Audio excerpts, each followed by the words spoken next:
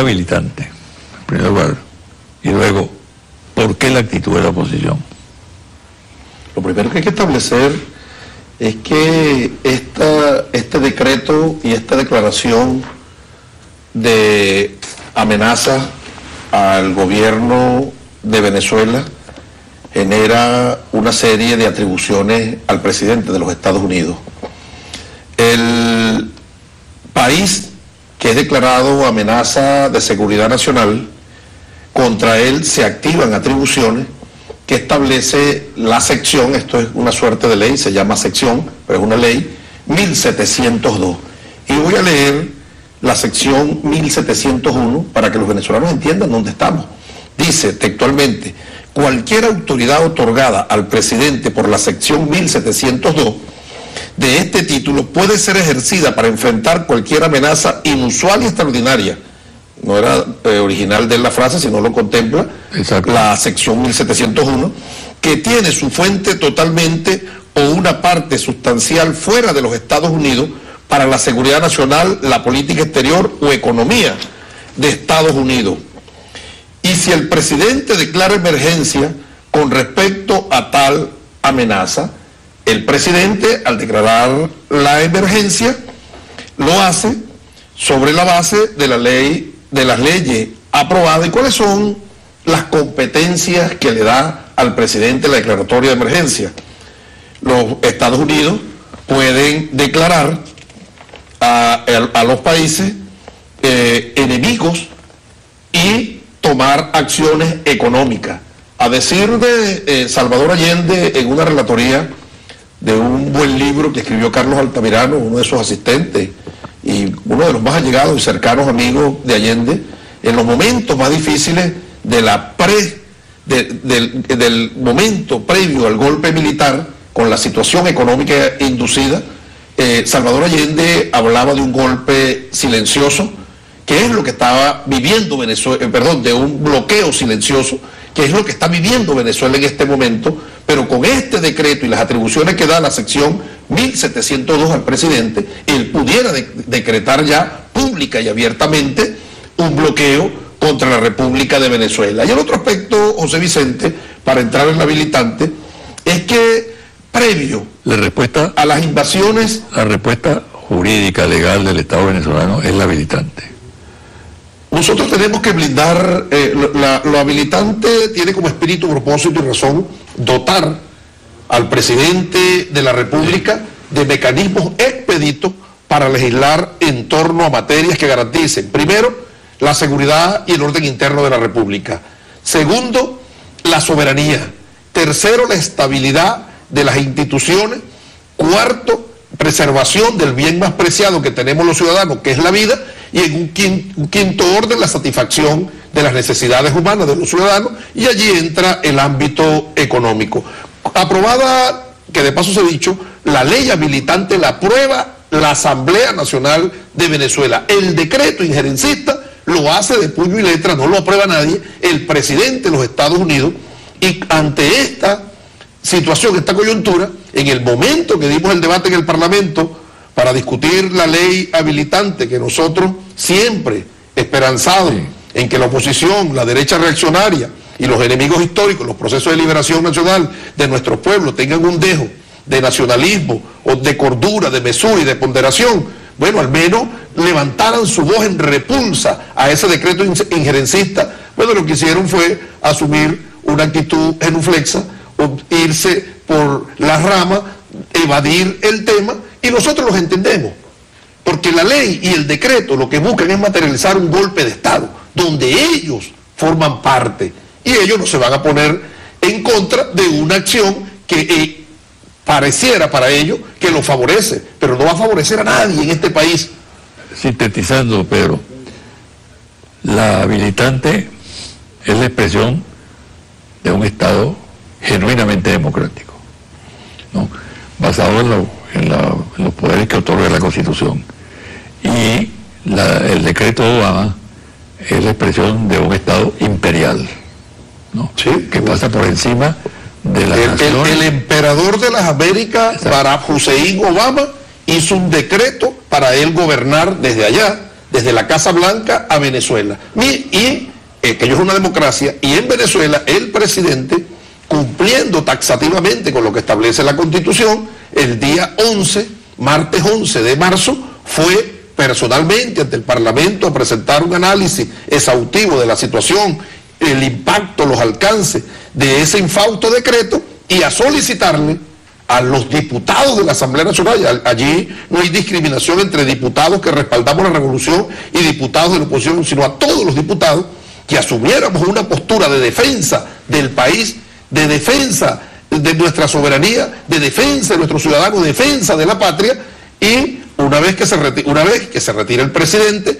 entra este proyecto de solicitud de poderes habilitantes en primera discusión, y todos los venezolanos son testigos de excepción de la postura asumida, tanto para la primera discusión como para la segunda discusión. Yo lo he dicho por parte de la oposición, yo lo he dicho y no lo digo de manera histriónica, es que la oposición venezolana se constituyó, José Vicente, como en una suerte de rocola, y a la rocola decide qué música va a sonar el que le mete la plata, y como ellos lo financian los Estados Unidos deciden cuál es la música que van a tocar y qué es lo que van a decir. Ellos le vendieron el alma al diablo, perdieron su autonomía, perdieron su independencia y se constituyeron en unos simples títeres o monigotes de los Estados Unidos. Ahora fíjate, Pedro, llamó mucho la atención en ese debate que los dirigentes de la oposición, los jefes de las fracciones parlamentarias de la oposición, no intervinieron, lo hicieron otros, siendo un debate trascendental importante, ¿no? Sí, yo creo que ¿Cómo lo interpretas tú? La interpretación, primero, es que no hay en la oposición venezolana algo de los que hacen vida en el Parlamento y más allá del Parlamento, en la mesa de la Unidad Democrática, algún vocero que tenga personalidad propia, y como ellos no tienen personalidad propia, tienen que medir sus palabras para no verse involucrados en problemas con su amo. Ellos lo asumen, que los Estados Unidos es su amo, y es quien les dicta las líneas, las pautas, las directrices, y ellos lo que son es unos borregos, metidos en ese redil. En el debate del 11 de marzo para la primera discusión de la ley habilitante, bueno, ¿quiénes hablaron allí, José Vicente? Tienen una característica, un denominador común, todos los que intervinieron. Los que dejaron por fuera en el acomodo para la preparación de las listas de aspirantes a diputados por parte de la Mesa de la Unidad. Yo me imagino que ellos aprovecharon esa coyuntura, lejos de utilizarla para defender los intereses supremos de la patria, no la aprovecharon para congraciarse con los Estados Unidos, hacer un concurso para ver cuál es el más arrastrado, el más entregado, para ver si Obama desde allá entonces también los mete en la lista, buscando que los metieran en la lista. Pero aquí por fuera quedaron. ¿Cómo puede influir esta situación en las próximas elecciones para la Asamblea Nacional? Lo primero que hay que establecer es que las elecciones siempre van jalonadas por un comportamiento electoral histórico, y la derecha, sus grandes medios, tanto interno como externo, no cesan en su afán de querer posicionar la matriz de opinión de que Venezuela está dividida y que ellos representan la mitad. Claro, con ello juegan a dos carrillos. Por un lado, para hacer ver que una vez que resulten derrotados, cantar fraude, y lo van a hacer en todos los procesos electorales. Y por otro lado, tratar de estimular la participación de su sector. Pero cuando nosotros revisamos objetivamente el comportamiento histórico electoral más reciente, en las elecciones del 16 de diciembre del 2012, 23 gobernaciones se estaban dirimiendo, nosotros ganamos 20 y la oposición 3. Pero no solo que ganaron 3, sino que perdieron Carabobo, perdieron Nueva Esparta, perdieron Táchira, perdieron Mérida. De eso nunca se habló. Luego fuimos el 8 de diciembre del 2013 a las elecciones para escoger los alcaldes y consejos municipales, y muchos representantes de la derecha decían que esa elección se constituía en una suerte de plebiscito porque allí iban a obtener las pruebas del fraude del 14 de abril. Bueno, el pueblo venezolano se expresó, el pueblo venezolano votó. Nada más el Partido Socialista Unido de Venezuela, a toda la oposición unida le sacó más de 900.000 votos.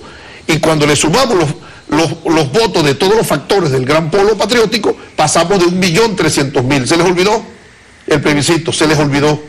Y además de ello, nosotros ganamos el 76% de las alcaldías. Tenemos más alcaldías, primero más gobernaciones de las que teníamos anteriormente. Entonces no es verdad que Venezuela está dividida. El otro aspecto es que la derecha, mientras la revolución bolivariana sigue empoderando al pueblo, el pueblo, tal cual lo consagra el artículo 5 de la Constitución, que la soberanía reside intransferiblemente en el pueblo, y el presidente Chávez, en esta democracia participativa y protagónica, estableció las bases de empoderamiento del pueblo. El pueblo es quien toma las decisiones para las grandes resoluciones de la República, y nuestras bases van a ser consultadas en las 87 circunscripciones para escoger 110 candidatos a diputados principales y 110 candidatos suplentes. ¿Qué pasa en la derecha? Primero, de las 87 circunscripciones ya van por 32. Y las que han escogido, no hay mujeres. Los jóvenes, que los utilizaron como cascarón de proa, como tontos útiles, para generar disturbios, que son los que llevan el mayor peso en esta acción contraria a la democracia, los ignoran también, y ellos se ponen de acuerdo, organizaciones políticas, a repartirse los curules del Parlamento. Eso, obviamente, José Vicente, va a tener un impacto en el resultado electoral de este año, cuando se elige el Parlamento Nacional. Ya los veremos cantando fraude. Claro, todas estas acciones de este decreto, de esta ley, de querer retomar las guarimbas para generar desestabilización y buscar un escenario de caos, tiene dentro de ello, tiene el espíritu, porque alberga la esperanza de que, bueno, van a derrocar al gobierno del compañero presidente Nicolás Maduro, van a dar al traste con esta revolución libertaria que se constituye en esperanza para todos los pueblos del mundo, que buscan caminos de redención social y de regeneración moral, y que no se va a llegar a las elecciones, y que a la usanza de Carbón el Breve y del plan de los 100 días que tenían preparado para el golpe de Estado fallido del 12 de diciembre de este año, designar una comisión consultiva que surja para legislar mientras se eligen las autoridades. Pero yo creo que aquí en Venezuela, en este momento de la vida política del país, primero, el presidente Maduro ha dado sobradas demostraciones de ser un estadista, ha dado demostraciones de tener aplomo, ha dado demostraciones de estar a la altura del compromiso, y además de ello, no en vano, fue canciller del presidente Chávez durante 6 años y medio, de allí el excelente manejo internacional, la repulsa mundial, no solo en América Latina, no solo en el Caribe, en Europa, en Asia, en África, en todo el mundo entero se levanta en contra de los Estados Unidos. Yo creo que los Estados Unidos nunca habían estado tan aislados y tan solos como en este momento cuando ejecutaron esta acción contra Venezuela. De allí que cobra fuerza la decisión tomada por el compañero presidente Nicolás Maduro, que le vemos nuestras voces a lo interno y allende de nuestra frontera, para pedirle al presidente de la República de los Estados Unidos, Barack Hussein Obama, que derogue ese decreto. Está en un buen momento para reencontrarse.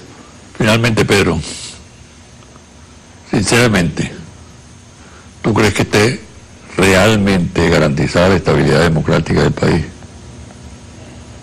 La garantía de la estabilidad... Me pregunto porque persisten los rumores, las inquietudes, la propia situación económica alarma a la comunidad. Hay situaciones que no se resuelven, no terminan de resolverse, y aun cuando yo estoy convencido de que la mayoría del pueblo venezolano es profundamente democrático, y así incluso lo registran las encuestas, el 80% se pronuncia a favor de la democracia y de la estabilidad. Sin embargo, es importante decir algo acerca de algo que es fundamental: la estabilidad democrática del país, la estabilidad de las instituciones. Sí, la garantía de la estabilidad de las instituciones en nuestro país es que está en el gobierno un revolucionario, un hijo de Chávez, un heredero del inmarcesible y libertario legado que él nos dejó, y por encima de ello, cuando comandante eterno le entregue el testigo al presidente Maduro en esa última proclama del 8 de diciembre, se lo dijo clarito: todas las decisiones, Nicolás, que debes tomar siempre junto al pueblo, partiendo de allí, partiendo de la vocación y el talante democrático, no solo del presidente Maduro, sino de esta revolución, partiendo además de ello de el despertar y la elevación de los niveles de conciencia de nuestro pueblo. Allí hay garantía. Ahora, eso no se queda en la retórica, las alianzas internacionales son fundamentales, la repulsa mundial es fundamental, la movilización nacional es necesaria, pero además de ello prepararnos en todos los sentidos, porque sabemos que estamos enfrente del imperio mejor armado, pero también el más criminal, asesino e invasor que haya existido en historia alguna, y para ello el presidente Chávez, consciente con su visión profética de que una coyuntura como esta se nos pudiera presentar, fue que entendió que con la doctrina militar existente era imposible nosotros salir victoriosos en una situación de conflagración, y cambió nuestra doctrina militar por la guerra de todo el pueblo, la guerra de cuarta generación o guerra asimétrica. Y nosotros, en este momento, cuando observamos el fin de semana, los cuerpos de combatientes dentro de nuestras Fuerzas Armadas, dentro de nuestras industrias básicas, dentro de empresas del Estado, preparándonos para enfrentar cualquier coyuntura, yo creo que eso genera un mensaje, que los venezolanos somos un pueblo de paz, que nuestro gobierno propicia y trabaja en función de la paz, pero nosotros tenemos una revolución, como siempre lo dijo Chávez, una revolución pacífica, pero está armada. ¿Qué le pasaría a los Estados Unidos si en esa doctrina del combate aeroterrestre, allí, cuando vengan las fuerzas de a pie, en vez de conseguirse con un Vietnam que le dio una aplastante derrota, en las 1.135 parroquias de este país se consigan con 1.135 Vietnam, de un pueblo que tiene tradición de derrotar imperios en inferioridad de armas, inferioridad de números, como pasó con nuestra gesta magna de independencia? Muchísimas gracias. Gracias a ti, José Vicente. Una pausa y al regresar los confidenciales.